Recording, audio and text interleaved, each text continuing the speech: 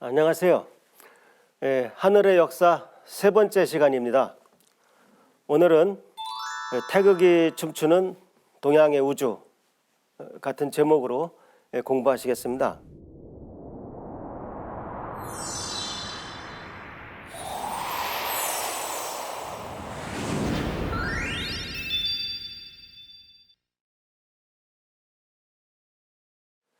옛날에 이런 일이 있었답니다. 그 로스앤젤레스에서 우리나라, 그다음에 중국, 일본 그 세 나라 그 동포 그 대표들이 모였었대요. 근데 이제 중국 사람이 일단 또 자랑을 시작하더랍니다. 이게 중국 사람들은 뭐든지 이제 크고 오래됐다라고 이제 자랑하길 좋아하는 것 같아요. 그래서 중국에서는 우주가 어떻게 시작됐느냐? 옛날 이제 반고라는 거인이 이게 하늘을 지고 있었답니다. 하늘을 지고 있었는데 너무 팔이 아파서 이제 죽게 돼요. 그래서 그 반고라는 그 거인의 몸이 산이 되고 피가 강이 됐답니다. 그 다음에 이제 왼쪽 눈이 해가 되고 오른쪽 눈이 달이 됐다고 합니다. 그래서 천지창조가 이루어졌다. 이제 이렇게 자랑을 한 겁니다. 그러니까 옆에서 듣고 있던 이제 일본 사람이 우리도 비슷한데 우리도 이자나기라는 그 창조 신이 있었는데 그 이자나기 신의 그 왼쪽 눈에서 그 태양의 여신 아마테라스 오미카미가 나왔다는 겁니다. 그 오른쪽에서 뭐 또 땅의 신이 나오고 그래서 그리고 그 이자나기가 지팡이로 이렇게 태평양을 휘저어서 그 떨어진 물방울들이 일본 열도가 됐다. 그것이 우리 창세기다. 이렇게 얘기를 하더랍니다. 이제 우리 한국 사람 차례가 된 거죠. 근데 우리 한국 사람은 우리는 그런 거 없어 그랬답니다. 왜? 한 번도 배운 적이 없으니까. 아니 뭐 그랬을 것 같아요. 제가 봐도. 근데 여러분 한번 생각해 보세요. 창세기 아주 중요한 그 단어죠. 그래서 우리나라에서 이거 상품으로 써서 아주 참 잘한 것 같아요. 예, 제가 읽진 않겠습니다. 예, 창세기란 뜻이죠. 그러니까 창세기가 없는 민족은 미개하다고 해도 과언이 아닙니다. 그래서 그 말을 들은 얘기인데 참 안타깝더라고요. 그럼 만일 제가 그 자리에 있었으면 뭐라고 했을까? 저는 이렇게 말했을 것 같습니다. 아이 저 애들 장난하나 무슨 왼쪽 눈이 해가 되고 오른쪽 눈이 달이 돼. 우리는 글자로 있어. 우리는 세상이 어떻게 태어났다 어떻게 돌아간다. 우리는 글자로 있어. 그래서 우리 천부경 얘기를 저는 할 것 같아요. 사실 천부경 말고도 뭐 삼일신고, 뭐 참전개경, 뭐 부도지 우리는 그 창세기에 해당되는 그런 경전들이 글이 많이 있습니다. 그래서 우리가 과연 천손의 후예다 그런 아주 그 자긍심을 갖게 됩니다. 천부경은요 81글자로 되어 있습니다. 태고 쪽부터 전해졌다고 합니다. 태고 쪽부터 전해졌고 총 81글자인데 최치원이 최종 정리를 했다고 합니다. 그러니까 뭐 의심의 여지가 없는 우리 민족 우주론입니다. 근데 재미있는 건 이 81글자 중에 31글자가 숫자입니다. 그래서 천부경을 해석하려면 숫자에 상당히 밝아야 합니다. 옆에 보시는 거는 농운문집에 나온 각골문자로 적힌 그 천부경이라고 합니다. 우리 민족은 이렇게 오래된 경전을 가지고 있다. 뭐 이 사실은 뭐 의심의 여지가 없다고 하겠습니다. 자, 그러면 이제 숫자 공부를 해보겠습니다. 우리 동양 우주론에서 숫자들은 상당히 중요한 의미를 갖습니다. 자, 한번 1부터 볼까요? 1은 우주의 시작이자 근본을 상징합니다. 테오보키의 원소로서는 수, 물을 뜻하고요. 방위로는 북쪽을 뜻하고, 계절로는 겨울을 뜻합니다. 그 다음에 2는 1이 하늘이면 2는 땅이지요. 그래서 원소로는 화, 방위로는 남쪽, 그 다음에 계절로는 여름을 뜻합니다. 그 다음에 이제 3은 우주를 이루는 최소한의 숫자라고 보는 것입니다. 그래서 우리가 흔히 천지인 하죠. 그래서 천지만 있어도 우주가 성립된다고 볼 수 없죠. 왜냐하면 거기 주인공인 사람이 빠지니까. 그래서 또한 우리가 삼신 신앙이라든가, 그래서 3이란 숫자는 우주를 이룬 최소한의 숫자가 되겠습니다. 그래서 원소로는 목, 방위로는 동쪽, 계절로는 봄이 되겠습니다. 그 다음에 이제 4는 우주의 네 번째 요소로서 원소로는 금, 방위로는 서쪽, 계절로는 이제 가을이 되는 거죠. 그 다음에 이제 5는 1에서부터 4까지 모든 숫자를 품는 음양 조화의 주체가 됩니다. 특별 대접을 받아요. 그래서 원소로는 토, 방위로는 동서남북이 아니라 중앙을 뜻하게 됩니다.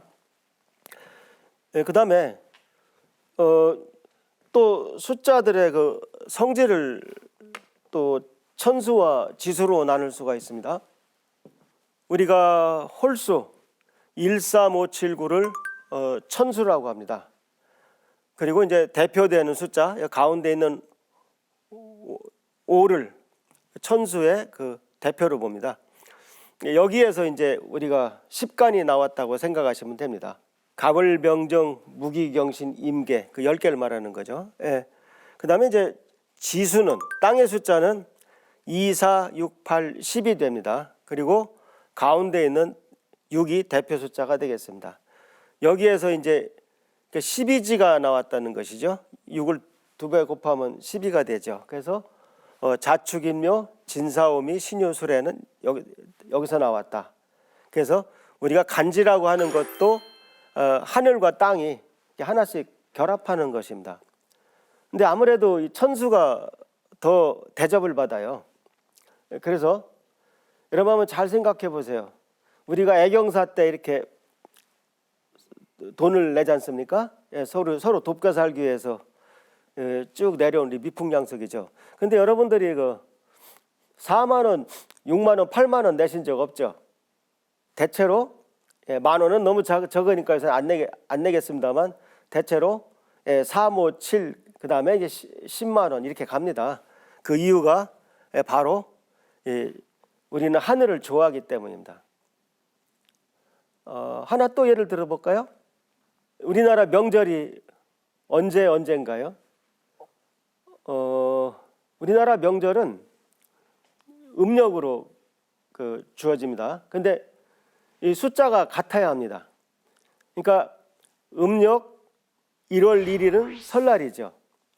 음력 3월 3일이 이제 삼진날이 됩니다. 그래서 삼진날 할 때 지의 디귿 받침입니다.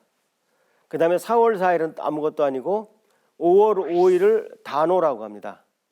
그 다음에 7월 7일이 칠석, 9월 9일이 중양절 그렇습니다. 그러니까 좀 속되게 표현하면 우리나라 명절은 음력 1땡, 3땡, 5땡, 7땡, 9땡입니다. 그렇게 생각하시면 절대 안 잊어버릴 것입니다. 그래서 천수와 지수는 그 정도로 우리 실생활에 깊숙이 들어와 있습니다. 그 다음에 또 생수와 성수로 나누기도 합니다. 1, 2, 3, 4, 5는 만물을 발생시키는 생수입니다.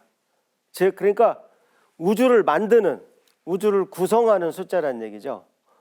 그 다음에 이제 6, 7, 8, 9, 10은 성수, 이룰 성자죠. 이제 만물을 형성한다. 그러니까 1, 2, 3, 4, 5가 우주를 만들면 6, 7, 8, 9, 10은 우주를 진화시키는 거죠. 그러한 개념으로 동양의 그 우주와 숫자들이 그 연관되어 있습니다. 자, 그러면 이런 숫자에 관한 지식을 가지고 이제 천부경을 보시게 되겠습니다. 자, 천부경은 81글자인데 제일 첫 문장이 일시무시일로 시작합니다. 일시무시일. 이 천부경은 수없이 많은 사람들이 수없이 많은 해석을 해놨습니다. 그래 사람마다 다 그 내용이 달라요. 그래서 저는 우리 대한사랑에서 그 해석한 천부경을 여기 보여드리겠습니다. 그래서 우리는 일시무시일을 하나는 천지 만물이 비롯된 근본이지만 무에서 비롯한 하나이네, 이렇게 해석을 했습니다. 근데 그 다음 문장을 볼까요? 저는 이 문장이 그 천부경의 성격을 가장 잘 설명한다고 생각합니다. 석삼극 무진본. 네, 워낙 중요한 문장이어서 제가 한번 칠판에 한번 써드리겠습니다.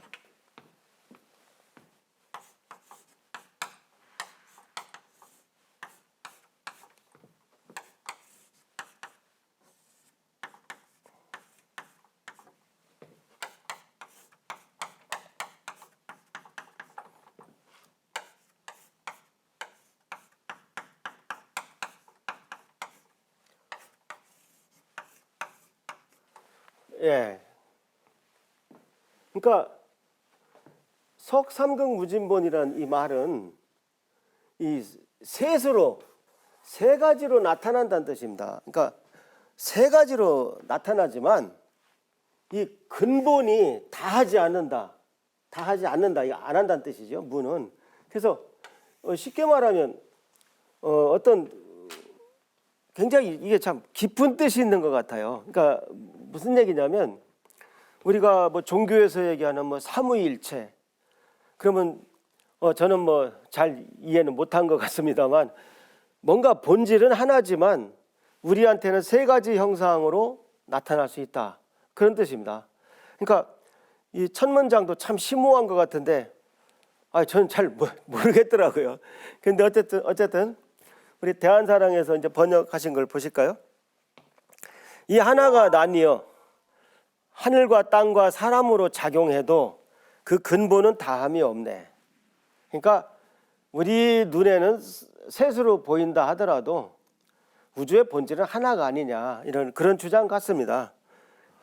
이런 문장 하나만 봐도 이게 어디까지 공부를 해야 이 감이 오는지 참 알기가 어렵습니다.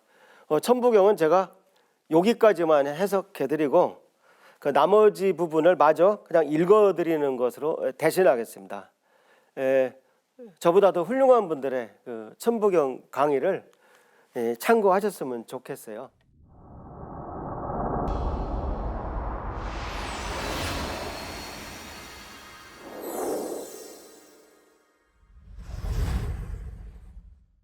일시무시일.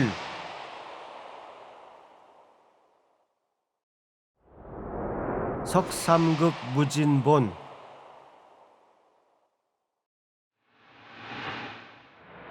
천일일 지일리 인일삼. 일적십거 무게화삼.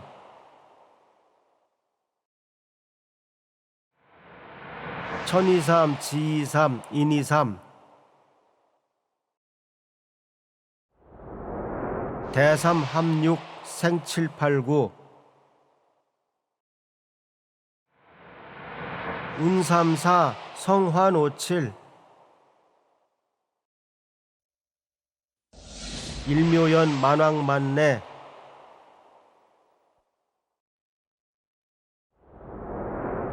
용변부동본.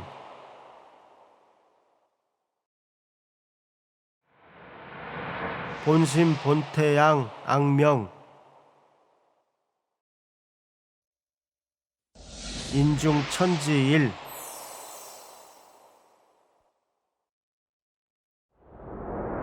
일종무종일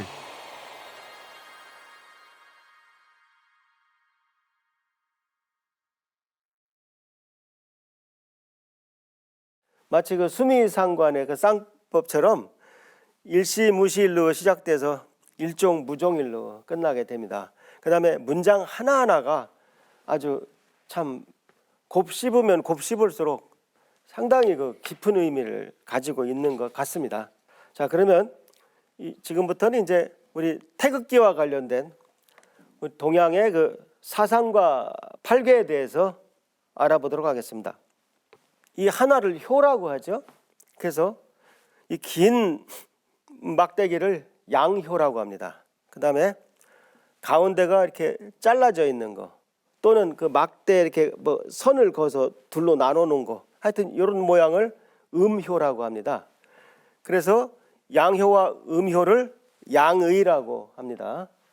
자, 그런데 이 양효에다가 또 양효 음효를 또 얹어요. 그럼 네 가지 경우가 있겠죠.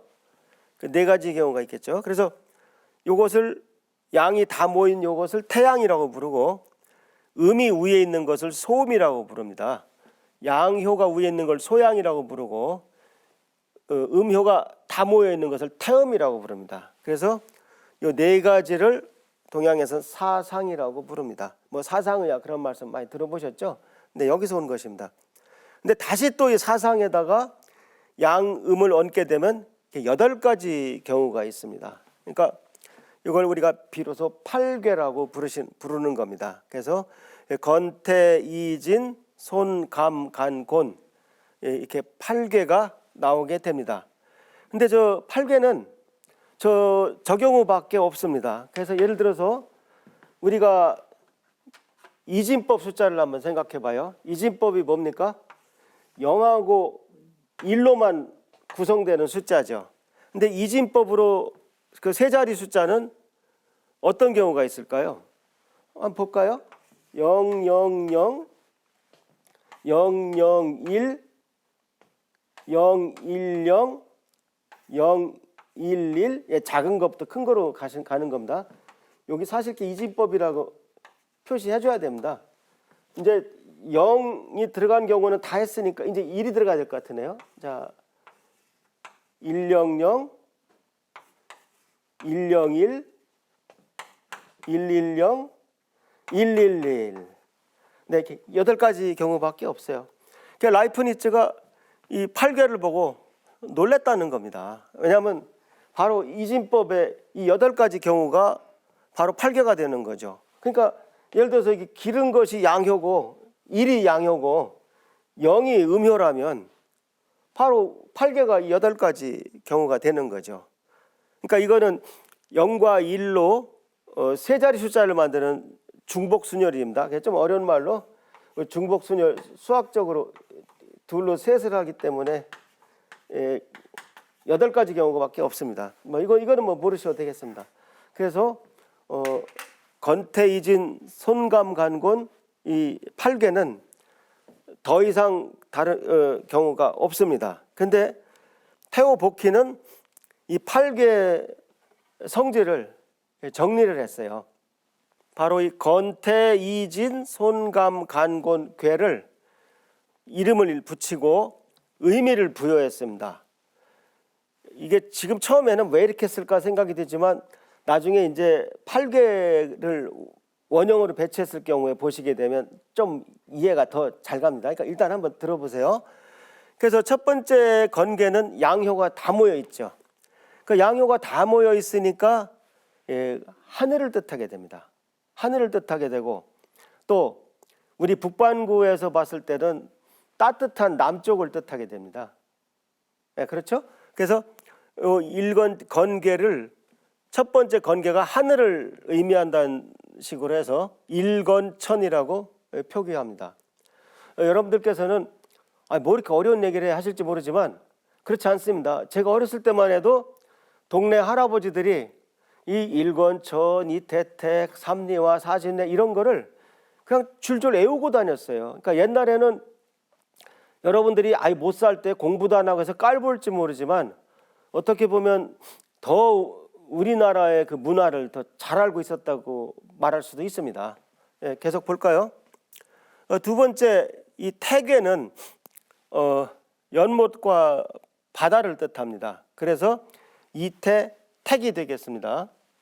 세 번째, 이계는 불이 되고 해를 뜻합니다. 그래서 삼리화가 되고, 네 번째, 진계는 우레, 벼락을 뜻합니다. 그래서 사진례가 되고, 다섯 번째, 손계는요 바람이 됩니다. 그래서 오손풍. 여섯 번째, 감계는 물이나 달을 뜻합니다. 그 육감수.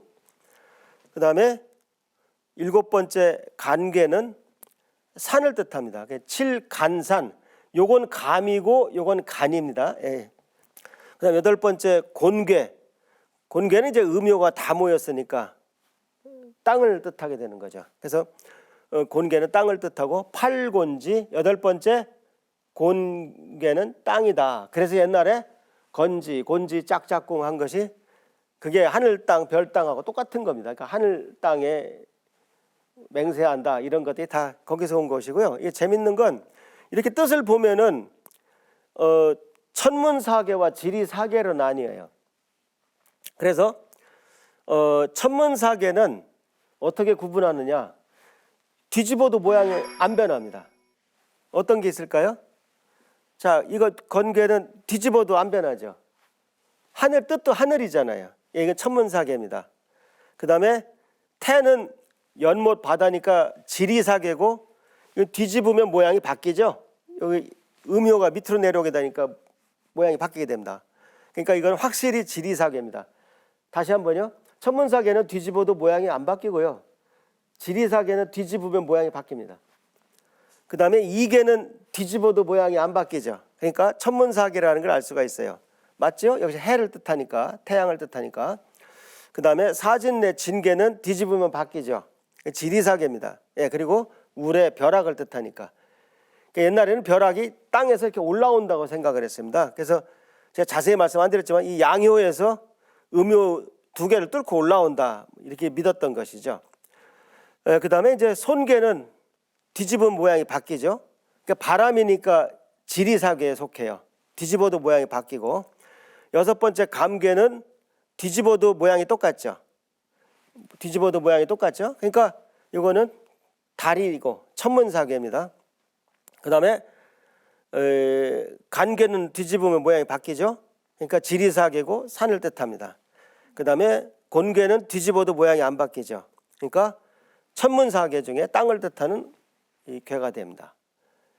그래서 다시 한번 정리해드리면 복희는 이 8개 그 8개를 일건천, 이태택, 삼리화, 사진례, 오손풍, 육감수, 칠간산, 팔곤지로 일단 해석을 했어요. 근데 여기서만 끝났으면 별 의미가 없었을지도 몰라요. 근데 이 복희가 이 8개를 원형으로 배치하면서 우리 동양의 우주관이 아주 꽃피게 됩니다.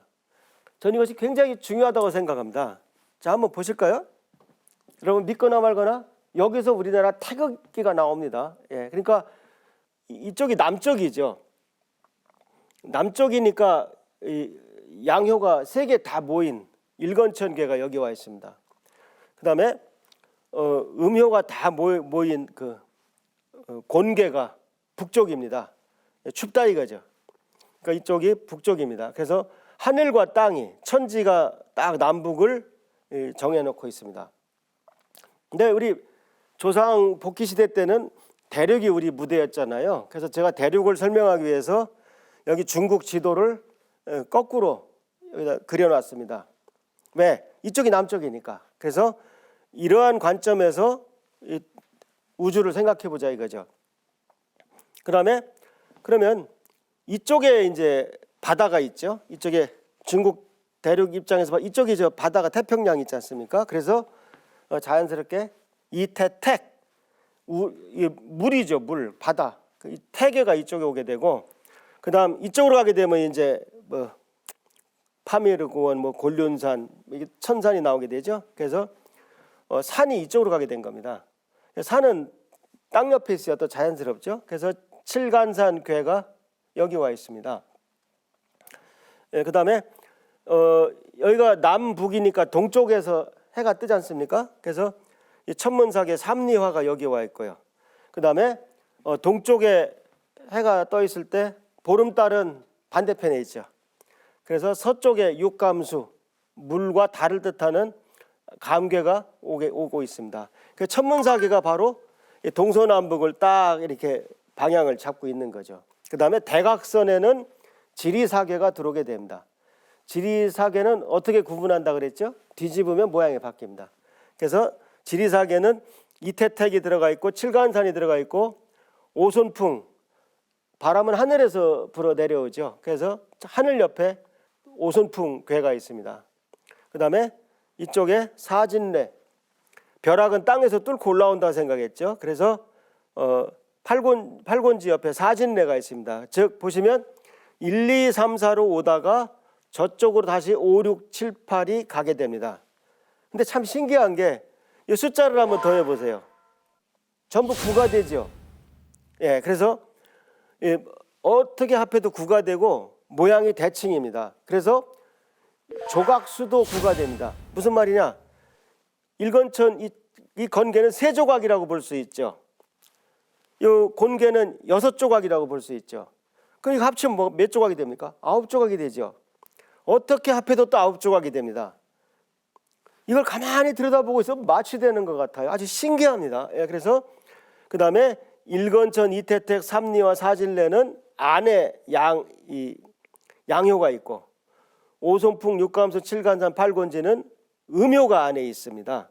예, 그래서 이쪽은 따뜻하니까 양효가 다 모이고 이쪽은 추우니까 음효가 더 많다 이렇게 생각하시면 팔괘를 그리는데 애로사항이 없을 겁니다. 근데 제가 여기서 얼른 팔괘를 하나 그려볼게요. 이거 일건천 이태택 안 외워도 됩니다. 한번 보실까요? 하나, 둘, 셋, 넷. 양효가 안에 있었잖아요. 그러면 이제 음효가 하나, 둘, 반대편에 셋, 넷 이렇게 있는 거죠. 예, 그다음에 양효가 이렇게 여기는 따뜻하니까 남쪽은 양효가, 여기는 음효가 이렇게 세 개씩 놓이고 여긴 중간이니까 다르게 이렇게 하면 됩니다. 그다음에 이제 또 양효를 세 개 그리면 되는데 이게 겹치죠. 그러니까 일건천괴가 더 끝발이 있으니까 여기 잘라줘야 됩니다. 예. 그다음에 여기는 음효를 세 개를 연결하는데 또 같아졌죠. 그러니까 여기는 할 수 없이 이어져야 됩니다. 예. 이쪽이 더 끝발이 있는 거죠. 그 하늘 땅이. 그다음에 여기는 이렇게. 이게 바로 복기 팔괘인 것입니다. 그러니까 일건천 이태택을 안 외워도 남쪽이 더 양효가 모여서 따뜻하다고 생각하시면 언제든지 쉽게 그릴 수가 있습니다. 바로 여기에서 우리 태극기가 나오게 됩니다. 태극이 나오게 됩니다. 보실까요? 이것이 복기 팔괘입니다. 이 안에 원을 그리고 8조각을 냈어요. 자, 피자처럼 생겼습니다. 그래서 요 부채꼴은 요 조각은 요 괴와 관련이 있는 겁니다. 그러면 양효가 다 모여 있으니까 요 괴는 요 부채꼴은 전체가 하얀색입니다. 전부 양효니까. 요 괴는 어떤가요? 요 괴는 밑에 음효가 3개 모여 있으니까 전부 검습니다. 즉 음의 기운이 꽉 차서 검고 양의 기운이 꽉 차서 하늘색입니다. 자, 이제 감 잡으셨죠? 요 옆에 거는 양효가 2개, 음효가 하나니까 3분의 2가 밝아요. 3분의 2가 밝고 3분의 1이 어둡습니다. 3분의 1이 어두운데 음효가 바깥쪽에 있기 때문에 바깥쪽 3분의 1이 어둡습니다. 이 경우는 양효가 2개고 음효가 하나니까 요 부채꼴이 3분의 2가 밝고 3분의 1이 어둡습니다. 근데 음효가 안에 있으니까 안이 어둡습니다. 예, 그 다음에 요건 어떨까요? 음효가 2개고 양효가 하나니까 3분의 2가 어둡고 3분의 1이 밝습니다. 다 마찬가지입니다. 예. 근데 하나 재미있는 게 여기는 5대 5잖아요. 5대 5인데 전 이게 5대 5일까? 여기가 개수가 2대 1인데 그래서 많은 주역책을 넘겨봤어요. 근데 책 한두 권에 설명이 있더라고요. 여기는 숫자가 2대 1이지만 양효가 가운데 있기 때문에 음요 두 개와 5대 5의 균형을 이루고 있다고 보자. 이렇게 설명이 됐더라고요. 뭐 그 말 되지요, 뭐. 그래서 여기서 바로 복희 8개에서 이렇게 아름다운 이게 태극 무늬가 나오게 되는 것입니다. 그러니까 우리가 여기를 반원으로 그리는 건 그 작도법이지 아무 의미가 없어요. 그러니까 원래 태극기는 이렇게 곡률이 좀 심해야 됩니다. 그래서 태극기 그 초기 모델인 그 데니의 태극기를 보시면 태극기 곡률이 굉장히 이렇게 심하게 그려져 있습니다. 그러니까 데니의 태극기라는 게 뭐냐면요, 고종께서 데니라는 그 미국 외교관한테 하사하신 태극기예요. 근데 그 태극기를 보면 태극이 이게 곡률이 심하게 그려져 있습니다. 다시 한번 말씀드립니다만 반원은 저 작도법이지 원래 원리하고는 아무 상관이 없습니다. 그래서 근데 이렇게 태극기가 있을 때 흔히 이렇게 가운데를 그 나뉘는 그 지평선을 보고 여기서 이렇게 반원을 그려서 태극기를 이렇게 그리는 분들 많이 봐요. 근데 이렇게 그리면 태극이 약간 기운 느낌이 듭니다. 그러니까 우리 태극기 작도법은 이렇게 하면 안 되고요. 여러분 저 아시죠? 우리 태극기를 그릴 때 이선이 기준선이 됩니다. 이 선을 기준으로 해서 여기서 태극을 그려서 반원을 여기서 그려야 합니다. 그래야 태극 모양이 아주 이쁘게 나와요. 그러니까 이렇게 디자인하신 분은 정말 훌륭한 디자이너 같아요. 그래서 이 반원을 이렇게 그리시면 안 됩니다. 그다음에 원래 어쨌든 이렇게 반원으로 그리는 것은 복희 8개하고는 어긋나는 것입니다. 그러나 또 이제 이쁘니까 이제 이렇게 쓰는 것이죠. 그래서 태극은 정말 우리 민족 문화의 정수입니다. 근데 2017년에 아주 재미있는 그 설날 특집이 이 KBS에서 방송됐어요. 남미 이제 여기저기 다니셨는데 자 이렇게 태극 모양이 있더라. 아이들이 우리하고 똑같이 놀더라. 이런 얘기를 화면에서 쭉 얘기하셨어요. 근데 뭐 이거 두 개는 우연히 같을 수 있습니다. 뭐 태극 모양이 원래 이쁘니까 예를 들면 뭐 어떤 콜라 상표도 뭐 태극 모양이지 않습니까? 그러니까 우연히 뭐 같을 수 있어요. 그러나 거기서 아즈텍의 달력으로 소개된 이걸 보니까 저는 소름이 끼치더라고요. 여기에 그 녹색 부분이 복희 8개입니다. 순서도 정확하게 일건천, 이태택, 삼리와 사진례, 오손풍, 육감수, 칠간산, 팔곤지로 정확하게 여기 녹색 부분이 복희 8개입니다. 이게 일건천이고 이게 팔곤지죠. 그래서 이것은 우연히 그쪽에서 뭐 잉카나 이런 사람들이 우연히 아즈텍 사람들이 그냥 작대기 3개를 가지고 무늬를 만들다 보니까 순서까지 완벽하게 같아졌다? 그럴 수는 없습니다. 그러니까 이것은 넘어간 것입니다. 애들 말로 게임 오버입니다. 이건 뭐 더 의심의 여지가 없어요. 이 복희 8개는 중국의 무술 영화에도 나오고 어디든지 나옵니다. 그래서 정말 동양 문화의 정수라고 할 수 있습니다. 그 중에 물론 지리사계가 빠져 있지만 바로 천문사계를 가지고 우리 태극기를 만든 것입니다. 그래서 우리가 천손의 후예이기 때문에 어떤 아시아의 다른 민족도 하지 못한 우주론 국기를 가지게 된 것입니다. 지금 천문사계만 남아 있어도 어쨌든 우리 태극기는 5,500년 된 국기입니다. 세계 유일한 우주론 국기입니다. 제가 왜 5,500년 됐다고 말씀드렸을까요? 태호 복희가 5,500년 전 사람입니다. 그러니까 당연히 단군조선 시대 사람도 아닙니다. 그 이전에 배달나라의 우리 조상이셨습니다. 자, 그럼 다음 강좌에서 또 자세히 알아볼 것입니다. 자, 그래서 이제는 그러면 우리 동양에서는 우주를 어떻게 나타냈느냐? 그 중에 가장 흔한 것이 하도입니다.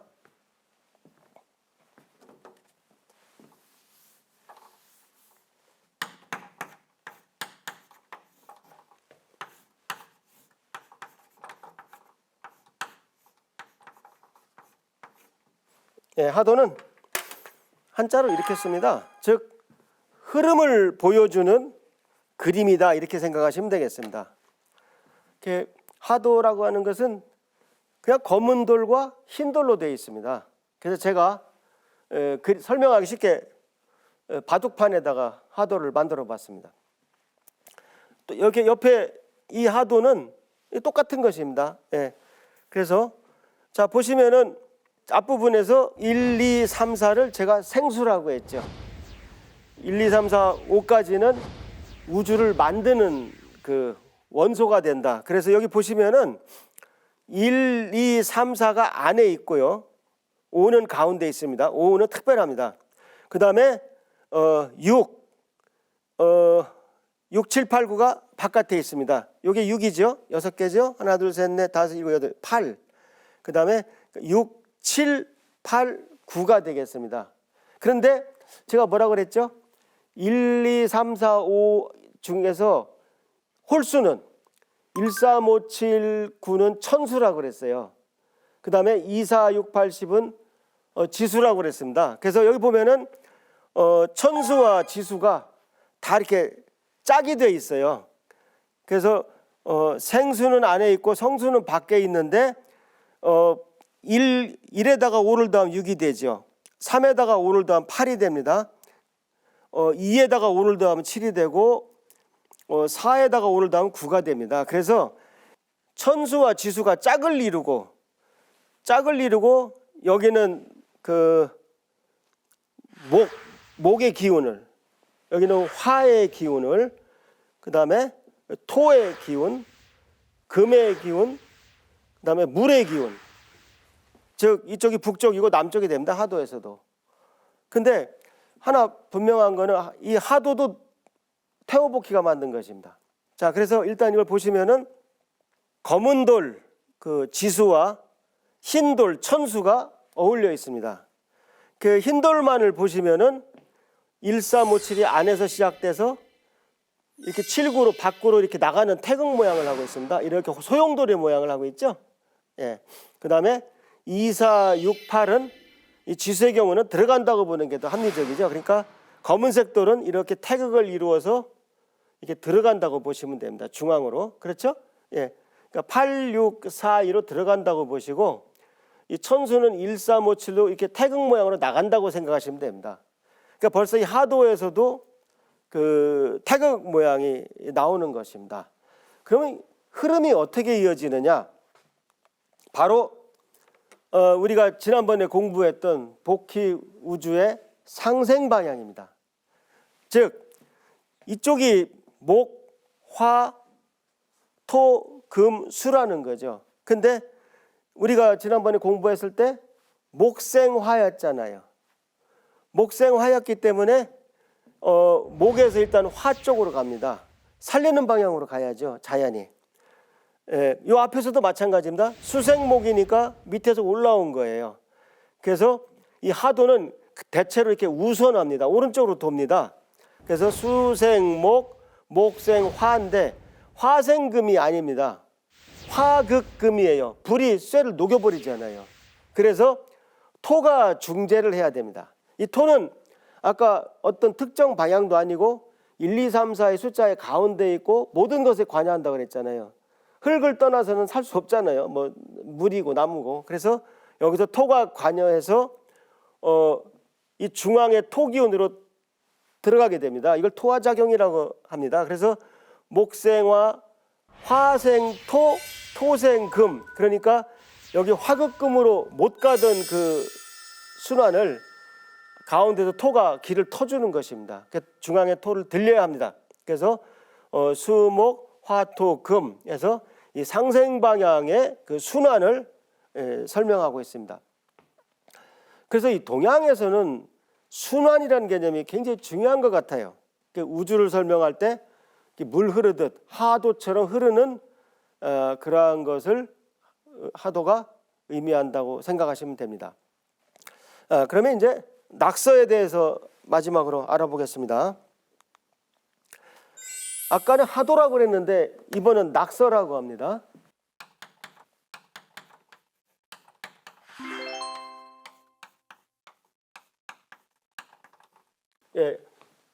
이것도 똑같이 흑백에 점을 찍어서 설명하는 겁니다. 그래서 여기에서 도서라는 말이 나왔다. 그래서 도서관이란 말까지 나왔다. 그런 설이 있습니다. 자, 낙서는 그렇게 사이좋게 그 천수와 지수가 이렇게 짝으로 있질 않아요. 그냥 숫자들이 따로따로 배열돼 있고, 이 하얀 그 천수는 중심 축에 있고, 이 검정색 그 지수 짝수는 대각선 끄트머리 이번에 있습니다. 근데 이건 재밌는 게 뭐냐? 어떻게 합해도 15가 됩니다. 우리가 흔히 말하는 마방진입니다. 낙서는. 볼까요? 4, 5, 6이니까 4, 5, 6이니까 15가 되죠? 예. 8, 2, 5니까 이렇게 합해도 15가 되죠? 뭐 어떻게 합해도 다 15가 됩니다.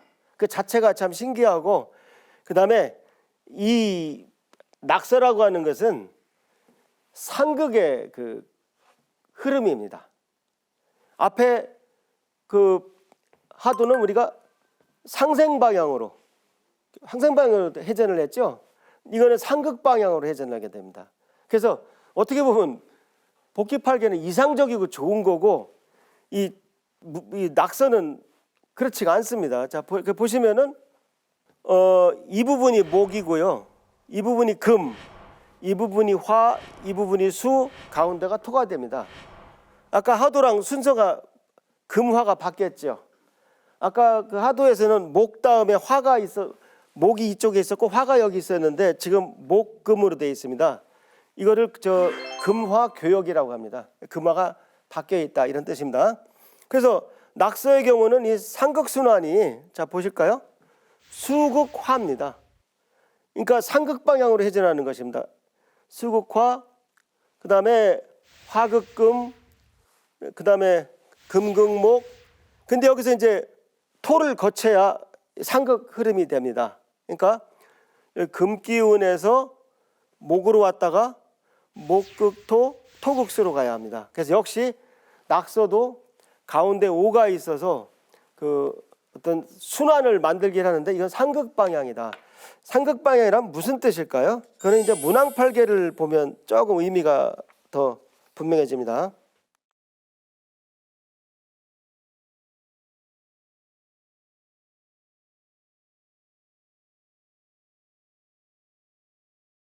자, 이것이 낙서고요.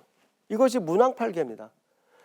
문항은 이제 옛날 그 우리가 흔히 하나라를 중국의 그 황하의 첫 나라라고 하죠. 그 하상주라고 하죠.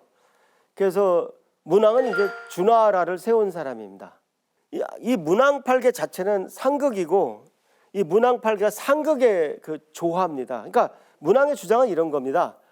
우리 세상에 무슨 그렇게 착한 사람만 있고 상생 방향으로 착착 뭐 그렇게 돌아가지 않는다는 거죠.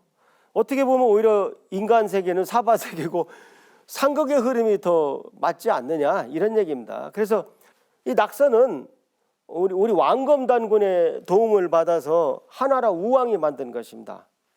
그런데 이거는 문왕이 만든 것입니다. 다른 사람이 만들었지만 구조가 똑같습니다. 보실까요? 이게 사구이잖아요. 여기 보세요. 사손구리 이곤입니다.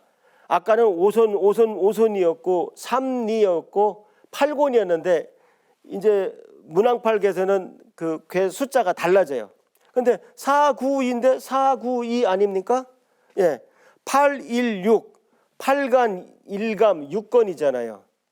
그래서 낙서 즉 상극의 이 순환이 그대로 적용되는 팔계가 문항팔계입니다. 이 두 개는 같은 겁니다. 완벽하게. 아까 조금 전에 살펴본 하도와 복귀팔계는 아무 상관이 없어요. 이렇게까지 관계가 있지는 않습니다. 그래서 여기서는 합치면 10이 됩니다. 4와 6을 합치면 10이 되고 9와 1을 합치면 10이 되죠. 예. 어떻게 합쳐도 이제 10이 됩니다. 그런데 일단 딱 보면 불안하죠. 예, 이거는 뭐 주역에 여러 가지 그 한자로 뭐 문자가 나와서 정의가 됩니다. 그런데 일단 하늘과 땅이 옆으로 가 있어요. 예. 아까 복귀팔계에서는 하늘과 땅이 착 중심을 잡았지 않습니까? 남북방을 잡고. 근데 이번은 그렇지가 않습니다. 예, 그래서 여러분들이 이제 더 주역 같은 데서도 자세히 공부해 보십시오. 오늘 제가 이 강의는 그냥 쭉 역사를 보여주는 강연이기 때문에 제가 이렇게만 말씀드리겠습니다. 이 문왕팔계는 아까 복귀팔계가 이렇게 공간에 배치라면 공간에 배치했죠. 뭐 이쪽은 바다가 있고 뭐 이거는 시간의 배치입니다. 그래서 그냥 봄, 여름, 가을, 겨울로 이렇게 회전한다고 생각하시면 됩니다. 예, 봄, 여름, 가을, 겨울로. 그러니까 복귀팔계가 공간적 배치를 설명하는 팔계라면 문왕팔계는 그 시간적 흐름을 보여주는 팔계다 이렇게 생각하시면 됩니다. 여러분 다 알다시피 아인슈타인이 3차원 공간과 1차원 시간을 합쳐서 4차원 시공간을 만들었죠. 그와 마찬가지로 이 복귀팔계와 문왕팔계를 종합해서 근세 우리나라 김일부 대선사가 정역팔계를 만들게 됩니다. 예, 그 얘기는 이제 7강에서 공부하시게 되겠습니다. 그래서 어쨌든 오늘 그 공부하신 그 우주를 종합해 보면 맨 처음에 우리 우주로는 이제 천부경이 있었고 그 다음에 태오복희란 천재가 나타나서 하도와 복귀팔계를 만들었고 그 다음에 하나라 우왕이 낙서를 만들었고 그 다음에 주나라 문왕이 문왕팔계를 만들었다. 그래서 우리 동양의 우주론이 이렇게 정리가 됩니다. 여러분들 이거 평생 공부할 거리입니다. 그렇지 않습니까? 이걸 다 공부하셔야 나중에 이제 주역까지 가시게 되고 더 숙달되시면 이제 자리 깔고 돈을 버셔도 되는 겁니다. 뭐 그다음에 이제 마지막으로 우주신령과 제자들을 소개해드릴 시간입니다. 자, 오늘은 우주신령이 100년 명상을 했더니 몸이 찌부듯하구나. 우리 축구나 한 게임 하자. 근데 은하신령은 아직도 쿨 자고 있고 지구신령은 속으로 아이고 지루해서 죽는 줄 알았네 독백하고 있습니다. 뭐 그냥 웃자고 한 얘기입니다만 여기서 명상을 한번 했다 하면 100년씩은 한다는 거죠. 예, 그렇게 그냥 웃으시면 되겠습니다. 자, 축구하기로 해서 전부 축구 유니폼으로 이제 갈아입었습니다. 예, 지구신령이 골키퍼네요. 자, 우주신령이 페널티킥은 몇 광년으로 할까? 그러니까 우리는 광년 단위로. 진짜 축구는 11m죠. 예, 근데 우주신령들은 아마 거리가 몇 광년이 페널티킥을 차는 축구장에서 축구하지 않을까 이제 그런 한번 상상을 해봤습니다. 예, 어쨌든 제가 여기서 다시 한번 강조하는 것은 꼭 우주를 가지고 노는 신들이 얼굴이 서양인일 필요는 없다. 우리 할아버지의 얼굴이면 우리가 더 우주도 친숙해지고 더 다른 더 좋은 영향들이 많다. 이렇게 말씀드리면 되겠습니다. 네, 이상으로 제 3강 태극이 춤추는 동양의 우주를 마치겠습니다. 다음 시간에는 네 번째 강의 개천으로 열린 우리의 하늘로 다시 찾아뵙겠습니다. 여러분 감사합니다.